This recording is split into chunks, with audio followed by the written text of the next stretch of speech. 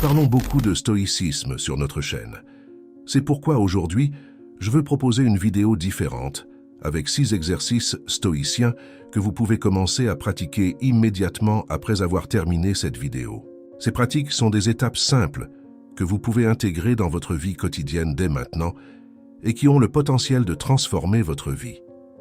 Lorsque nous concentrons notre attention sur ce que nous pouvons contrôler, nos actions deviennent bien dirigées et efficaces. Le stoïcisme nous apprend à développer une vision claire qui nous permet de faire les meilleurs choix possibles. La philosophie stoïcienne nous entraîne pour la vie et, à mesure que vous apprenez à avoir confiance en votre capacité à relever les défis, l'inaction et l'indécision cessent d'être des obstacles. Et si vous êtes nouveau sur la chaîne, aidez-nous à diffuser cette orientation à davantage de personnes qui en ont besoin. C'est très simple. Aimez cette vidéo, abonnez-vous à la chaîne et commentez votre avis sur les exercices ou comment le stoïcisme a changé votre routine. Maintenant, passons au premier exercice. Premièrement, réinterpréter les petites déceptions. Cet exercice consiste à voir nos petits problèmes quotidiens comme des piqûres de moustiques. Une seule piqûre peut être juste un léger désagrément. Mais imaginez être la cible de dizaines d'entre elles. L'effet cumulatif peut être très nocif pour notre santé. Il en va de même dans notre routine. Parfois, nous ne rencontrons pas de gros problèmes ou de catastrophes, mais nous avons une série de petits problèmes tous les jours, qui ensemble peuvent créer une grande charge émotionnelle, nous conduisant à des sentiments d'angoisse et de mécontentement. Les philosophes stoïciens nous encouragent à reconsidérer ces petites irritations quotidiennes, évitant qu'elles s'accumulent et nous fassent perdre le goût de la vie. L'idée est d'adopter une nouvelle perspective sur les défis du quotidien. Ce point de vue nous aide à comprendre que souvent, les obstacles auxquels nous sommes confrontés sont bien moins importants que les grands défis déjà affrontés par l'humanité. Pendant longtemps, les gens ont vécu sans le confort et les facilités que nous avons aujourd'hui. Par exemple, le métro qui a 5 minutes de retard ou le conducteur de l'application qui annule notre course alors que nous sommes à la dernière minute pour un entretien d'embauche ou un engagement important, c'est très ennuyeux et frustrant. Mais si nous regardons en arrière, des voyages simples comme celui-ci étaient effectués pendant des heures ou même des jours, nécessitant beaucoup plus de temps et d'efforts. De même, le retard dans la réponse à un message peut nous agacer ou causer de l'anxiété, mais il y a eu des moments où les communications prenaient des jours, voire des semaines, pour être reçues et les gens adaptaient leurs attentes en conséquence sans en mourir. Cela signifie que beaucoup de choses qui nous irritent maintenant sont en fait des luxes modernes. Par conséquent, l'exercice ici n'est pas de nier nos réactions ou émotions face aux revers, mais plutôt d'apprendre à les voir sous un jour différent. C'est une invitation à gérer les petites frustrations pour qu'elles ne nous accablent pas. Comme le disait Sénèque, parfois même vivre est un acte de courage. Il voulait que nous comprenions que les choses difficiles que nous traversons font partie d'une vie riche en expériences et en apprentissage. Accepter les frustrations comme faisant partie normale de notre quotidien nous aide à voir la vie d'une manière plus complète, en comprenant que les bons moments comme les mauvais contribuent à notre croissance. Sénèque nous apprend à regarder la vie comme un grand tableau, où chaque moment difficile est une couleur qui aide à peindre une histoire plus riche et intéressante. Il nous dit que nous ne devrions pas seulement nous concentrer sur les difficultés, mais comprendre qu'elles font partie d'un chemin plus vaste, plein de leçons et de réalisations. De cette façon, nous ne traversons pas seulement des défis, mais nous grandissons à partir d'eux, rendant nos vies plus riches et plus significatives. Deuxièmement, choisissez une vertu, courage, tempérance, justice, sagesse. Ce sont les valeurs les plus essentielles de la philosophie stoïcienne. Marc Aurèle, le grand empereur de Rome et philosophe stoïcien, a dit que si quelqu'un découvrait quelque chose de plus précieux que ces 4 vertus, ce devait être quelque chose de vraiment extraordinaire. Les stoïciens croyaient que chaque défi que nous affrontons est une occasion de pratiquer ces vertus. Notre deuxième exercice repose sur l'intégration de ces valeurs stoïciennes dans la vie quotidienne, en se concentrant sur la pratique d'une vertu par semaine. Commencez par choisir une vertu et pratiquez-la intensément pendant une semaine. Par exemple, lors de la semaine du courage, commencez par des actions simples qui représentent le courage, comme vous lever tôt pour faire de l'exercice ou prendre le temps de vous délecter d'un petit déjeuner spécial. Il n'a pas besoin d'être un festin, complètement hors de votre réalité. Mais parfois, l'acte de prendre soin de soi, d'offrir le meilleur de nous-mêmes, que ce soit du café, de l'exercice ou des soins personnels, est l'acte le plus courageux de nos vies. Un autre point plus profond et exigeant du courage est la résolution des conflits. Pensez à une situation avec un ami, un membre de votre famille ou un collègue de travail. Disons que vous avez eu un désaccord à cause d'un malentendu lors d'une conversation, ce qui a laissé une atmosphère étrange entre vous. Au lieu de laisser la rancœur grandir ou d'éviter le sujet, vous décidez d'inviter cette personne à une conversation calme, expliquant comment vous vous êtes senti dans la situation sans pointer du doigt ni accuser personne. Vous demandez également à écouter son point de vue, montrant que vous êtes ouvert à comprendre et à corriger ce qui a mal tourné. Cette étape peut non seulement aider à résoudre le malentendu, mais également renforcer votre relation, rendant l'amitié, l'ambiance de travail ou le lien familial encore plus fort. Chaque action de votre quotidien peut renforcer votre pratique du courage, et ainsi vous vous améliorez et passez à la semaine suivante en choisissant une autre vertu. Par exemple, pendant la semaine de la justice, rendre la monnaie supplémentaire reçue au marché montrera votre honnêteté dans les petites choses. En outre, reconnaître et créditer les collègues pour leur contribution à des projets communs au travail. Avec la sagesse, vous pouvez prendre le temps de lire ou d'apprendre quelque chose de nouveau qui peut enrichir votre vie ou votre carrière, commençant à pratiquer votre apprentissage continu. Pour la tempérance, par exemple, vous pouvez commencer à pratiquer la consommation consciente, c'est-à-dire réfléchir attentivement avant d'acheter quoi que ce soit en choisissant d'acheter uniquement ce dont vous avez vraiment besoin ou ce que vous avez déjà planifié d'acquérir, plutôt que de faire plusieurs achats impulsifs qui pourraient compromettre vos finances. Par exemple, si vous êtes au centre commercial et que vous voyez une paire de baskets que vous aimez vraiment, au lieu de l'acheter immédiatement, prenez un moment pour réfléchir si vous avez vraiment besoin d'une autre paire de baskets ou, plus importante encore, si cet achat rentre dans votre budget mensuel. Cette pause pour réfléchir aide à éviter les achats impulsifs qui peuvent perturber vos finances et vous amener à avoir beaucoup de choses inutiles à la maison. Pratiquer la consommation consciente vous aide à économiser de l'argent et à vivre de manière plus simple et durable. Vous pouvez également travailler sur la tempérance pour mieux gérer votre temps, en commençant à établir des limites claires entre le travail et le repos, garantissant ainsi un temps de qualité pour vous reposer. Chaque semaine, vous progressez dans votre développement personnel en vous concentrant sur l'une des 4 vertus et en appliquant ses valeurs fondamentales. Les 4 vertus stoïciennes sont comme des règles pour bien vivre: courage, tempérance, justice et sagesse. Pour les stoïciens, le courage va bien au-delà de la bravoure physique. Cela signifie avoir la force d'affronter les problèmes. La tempérance consiste à se contrôler, à ne pas exagérer dans quoi que ce soit dans l'alimentation, le travail, les finances ou les loisirs. La justice consiste à traiter tout le monde de manière juste et correcte, en étant honnête et gentil avec les autres. Enfin, la sagesse est la prudence et l'intelligence appliquées au quotidien, nous aidant à prendre des décisions judicieuses. Ensemble, ces vertus nous guident dans la confrontation des défis de la vie de manière vertueuse et équilibrée, favorisant la croissance personnelle et le bien commun. Partagez dans les commentaires quelle des 4 vertus stoïciennes vous choisissez de focaliser cette semaine et pourquoi. Votre courage peut inspirer une autre personne à commencer aussi. Troisièmement, révision quotidienne. Sénèque nous conseille de trouver un endroit tranquille et de réserver quelques minutes pour écrire sur notre journée ce que nous avons fait de mal, ce que nous avons fait de bien et ce que nous aurions pu faire différemment. Cette technique, largement reconnue et recommandée par les professionnels du développement personnel et de la psychologie, repose sur un principe simple mais puissant. Elle est issue des idées novatrices de saint Ignace de Loyola, fondateur de la Compagnie de Jésus au XVIe siècle, qui a proposé une pratique comme le examen de conscience quotidien. Cette pratique n'est pas seulement une méthode, mais une invitation à un voyage quotidien vers la connaissance de soi et la croissance. En réfléchissant à nos actions et émotions au quotidien, nous avons l'opportunité unique de nous connecter plus profondément avec nous-mêmes.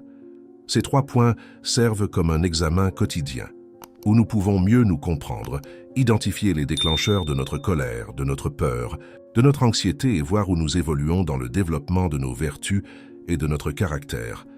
Ainsi, examinons en détail ces 3 points. Ce que nous avons fait de mal. Jusqu'à ce que vous admettiez qu'il y a un problème, il est impossible de chercher une solution. Par conséquent, la première étape dans cet exercice est d'admettre nos erreurs. Parfois, nous nions nos erreurs car nous tombons dans l'erreur de nous définir par nos caractéristiques, sans vraiment réaliser que notre valeur ne réside pas dans notre profession, la voiture que nous avons ou les choses externes. Notre valeur vient de notre caractère, de qui nous sommes vraiment. Agir de manière incorrecte ne signifie pas que nous sommes des personnes incorrectes, mais simplement que nous nous sommes éloignés de la vertu un instant, mais que nous pouvons y revenir. Et lorsque nous reconnaissons l'erreur, nous gagnons du pouvoir sur elle. Car nous pouvons la changer, nous surveiller pour agir correctement la prochaine fois que cette situation se présentera. Ce que nous avons bien fait? Même une montre arrêtée indique l'heure exacte 2 fois par jour. Les stoïciens croyaient que l'ignorance était la principale cause des erreurs, car beaucoup de gens n'ont pas la connaissance et agissent incorrectement. Aujourd'hui, nous avons une abondance de connaissances, mais il ne suffit pas de savoir pour agir correctement. Il faut développer la force morale pour mettre en pratique ce que nous savons.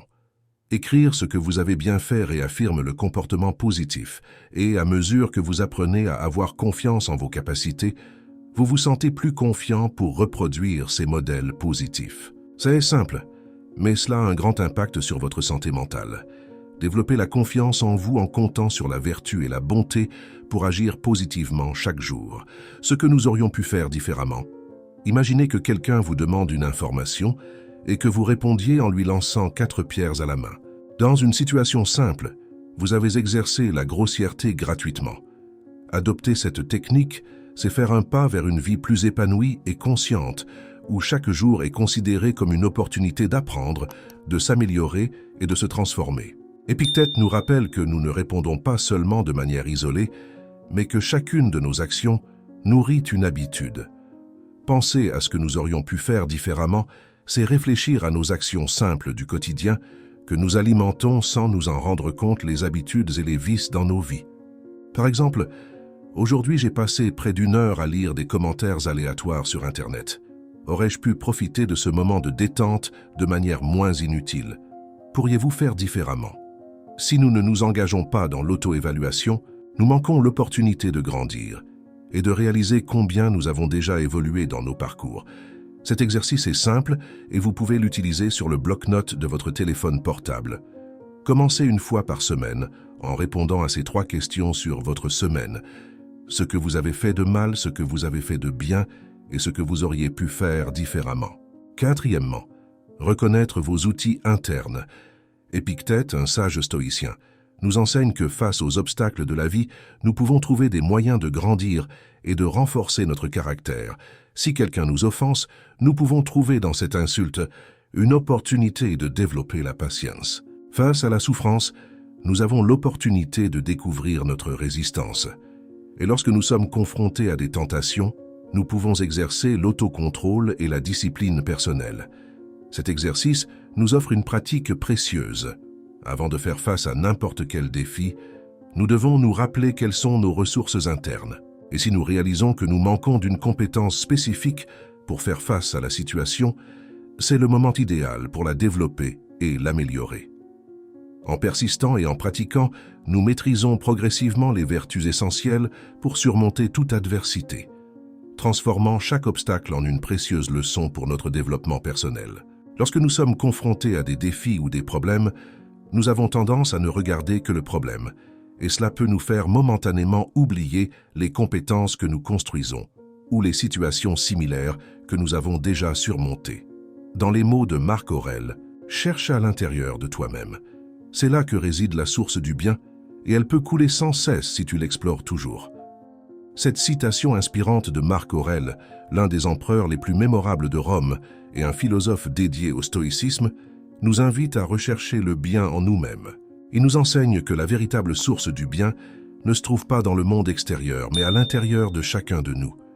Il nous motive à plonger continuellement en nous-mêmes, révélant qu'avec une dévotion constante à cette exploration, nous pouvons trouver un flux inépuisable de bonté. Cela suggère que le secret d'une vie pleine et vertueuse réside dans notre capacité à regarder à l'intérieur, dans un processus continu de découverte et de transformation personnelle.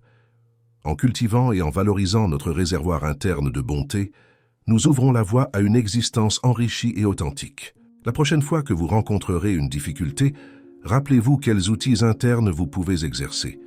Lorsque vous êtes au régime, entraînez votre autocontrôle en refusant cette portion supplémentaire, ce soda ou ce bonbon en plus. Entraînez votre autodiscipline en vous poussant davantage, en donnant le meilleur de vous-même, les jours où vous êtes paresseux ou peu enclin à travailler. Ou en enseignant quelque chose à quelqu'un ou en partageant des informations au travail, entraînez votre générosité en enseignant sans humilier ni dénigrer personne.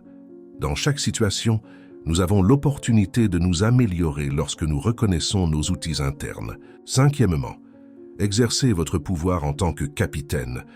Épictète, l'un des plus grands enseignants et philosophes stoïciens, nous enseigne quelque chose de précieux. Si nous ne choisissons pas soigneusement ce que nous mettons dans nos esprits, quelqu'un d'autre le fera pour nous. Et soyons honnêtes, ces choix n'auront pas toujours les meilleurs intérêts en tête. C'est comme si nous laissions quelqu'un d'autre diriger notre bateau, sans savoir où nous voulons aller. Lorsque nous savons ce qui est vraiment important pour nous, il est plus facile de prendre le contrôle de nos vies. Nos actions reflètent nos vraies priorités, et nous vivons de manière plus authentique et alignée sur ce en quoi nous croyons. En revanche, si nous ne faisons pas ce choix, c'est comme ouvrir la porte pour que d'autres personnes décident à notre place. Et sans le réaliser, nous pouvons finir par vivre une vie basée sur les désirs et les attentes des autres, pas les nôtres. Par conséquent, la leçon ici est claire. Pour vivre une vie qui nous appartienne vraiment, nous devons être aux commandes de nos choix. Tout commence en définissant ce qui est le plus important pour vous et en veillant à ce que chaque étape soit en accord avec ses priorités. Utilisez la dynamique du « je veux » et du « je peux » pour définir vos priorités et les étapes pour les atteindre. Par exemple, « je veux » définit votre priorité. « Je veux perdre 5 kilos ». « Je peux » définit vos actions. « Je peux manger une portion plus petite au déjeuner ». « Je peux faire de l'exercice 2 fois par semaine ». Il en va de même pour d'autres domaines de votre vie. Par exemple, « je veux une promotion au travail ». Je peux me consacrer davantage au projet. Je peux améliorer ma qualification professionnelle. Je peux élargir mon réseau professionnel au cas où de nouvelles opportunités se présentent. Ce que vous voulez définit vos priorités. Et ce que vous pouvez sont les actions que vous pouvez réaliser. De cette façon, nous serons les vrais capitaines de notre destin. Cela peut être le premier pas vers une vie vécue avec plus de but, de passion et de joie. Nous ne pourrons mettre nos vies en ordre que lorsque nous commencerons à agir, comme l'a écrit Marc Aurèle, dans Méditation. Cesse de parler de ce qu'un homme bon doit être et sois-en un. Sixième, comment décider de ce qui compte vraiment chaque jour? Pour notre dernier exercice stoïque, parlons d'une pratique simple. Imaginez si à la fin de chaque jour, vous faisiez une liste de tout ce que vous avez fait et vous demandiez « Est-ce que j'aurais fait cela si aujourd'hui était le dernier jour de ma vie ?» Cet exercice simple a le pouvoir de transformer complètement votre façon de vivre. En nous posant cette question, nous commençons à regarder nos engagements quotidiens en identifiant ce qui a vraiment de la valeur pour nous. Ce processus de questionnement fonctionne comme un filtre, aidant à mettre en évidence ce qui est vraiment pertinent, encourageant le choix d'activités et d'expériences qui nous comblent et nous nourrissent. Soudain, ces heures passées à faire des tâches sans signification ou à procrastiner sur les réseaux sociaux peuvent sembler moins attrayantes et favorables. En revanche, les moments avec des amis, avec la famille ou dédiés à l'auto-soin ou à ce passe-temps que vous remettez toujours à plus tard, prennent une nouvelle importance. Ce n'est pas seulement un exercice de réflexion, c'est une invitation à vivre une vie plus authentique et significative. En choisissant chaque jour comme si c'était le dernier, vous commencez à faire plus de ce que vous aimez, de ce qui vous fait vous sentir vivante. Cet exercice augmente non seulement la conscience de la façon dont nous utilisons notre temps, mais favorise également la réflexion sur nos décisions et nos priorités de vie. Les stoïciens appelaient cet exercice « memento mori », où chaque jour, ils prenaient conscience que la vie n'était pas éternelle et découvraient la manière idéale de vivre. L'idée du memento mori nous encourage à vivre chaque moment avec plus de sens et de but, conscient que notre temps ici est limité. Cette conscience nous aide à prioriser ce qui est vraiment important, En nous rappelant notre mortalité, nous sommes inspirés à faire de chaque jour une expression authentique de notre essence et à valoriser chaque moment que nous avons. Ces exercices sont de puissantes pratiques stoïciennes et à mesure que nous les enracinons dans nos cœurs et nos âmes, nous avons l'occasion d'en récolter les fruits. Si vous êtes arrivé jusqu'ici, commentez « Gratitude » et laissez dans les commentaires les sujets qui vous intéressent du point de vue stoïcien afin que nous puissions les aborder dans nos prochaines vidéos. Merci de regarder.